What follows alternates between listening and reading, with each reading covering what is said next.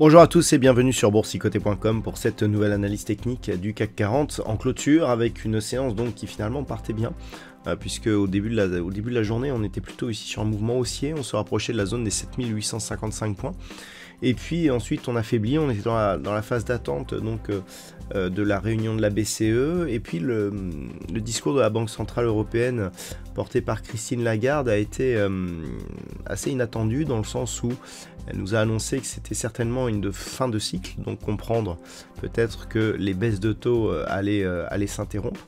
Et elle a commencé à avoir un discours un peu au quiche, ce qui a un petit peu refroidi les marchés. Donc on est revenu, on est redescendu, ensuite on s'est stabilisé. Et donc au terme de cette séance, eh bien, le CAC 40 repasse sous les 7800 points, puisqu'à 7790,27, eh bien, il perd ce soir 0,18% par rapport à la clôture de la séance précédente.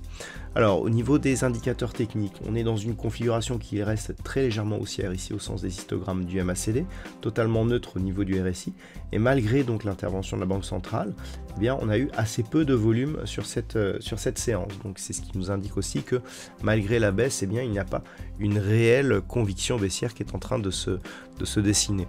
Au niveau du palmarès des valeurs, alors Société Générale gagne 2,38%, suivi de Téléperformance plus 2,07%.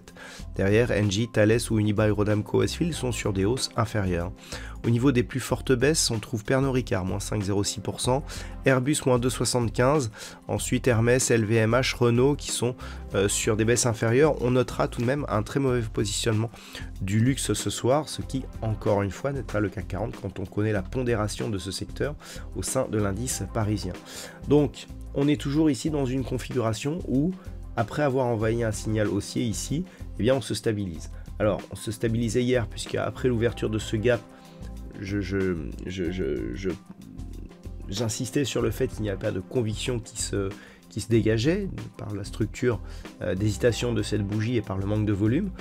C'est de même aujourd'hui, c'est-à-dire qu'on a un signal plutôt baissier, mais une bougie assez hésitante, quasiment dans les mêmes niveaux que celle de la veille, un tout petit peu plus d'amplitude, mais pas de volume supérieur. Donc cela nous indique que on est vraiment dans une phase d'attente. Alors il ne reste plus que le NFP cette semaine pour commencer à débrider un petit peu tout ça et à libérer peut-être un petit peu les tendances, mais on n'a pas grand chose, hein. Donc d'un point de vue technique, on continuera donc à observer ce qui se passe au sein de ce range, hein. Je vous rappelle que ça fait plusieurs semaines maintenant que les statistiques nous envoient une probabilité neutre, elle est confirmée. Donc clairement, au-dessus de la zone des 7855 points, on commencerait à avoir des signaux positifs, mais il faudrait casser la zone des 7910 points pour confirmer cette dynamique. Alors qu'à la baisse, on commencerait à avoir des signaux baissiers sous 7725 points, avec éventuellement la rupture ici du point bas significatif de cette séance, qui se situe à 7669 points. Voilà donc ce que l'on peut dire sur cette analyse technique. Vous l'avez compris, on reste donc au contact des moyennes mobiles, ce qui nous laisse dans une phase de neutralité ici de laquelle on aimerait bien sortir. Le signal de sortie ici de cette phase de consolidation est tout à fait dans la lignée, à savoir on avait ici un petit biais directionnel qui s'est annulé, petit gap haussier, latéralisation derrière, mais aucune conviction directionnelle. Donc on est toujours clairement ici dans une phase d'attente. Voilà donc ce que l'on peut dire d'un point de vue technique sur la configuration actuelle. D'un point de vue statistique, nous sommes dans une configuration qui nous donne assez peu d'occurrences, donc un nombre limité de vérifications.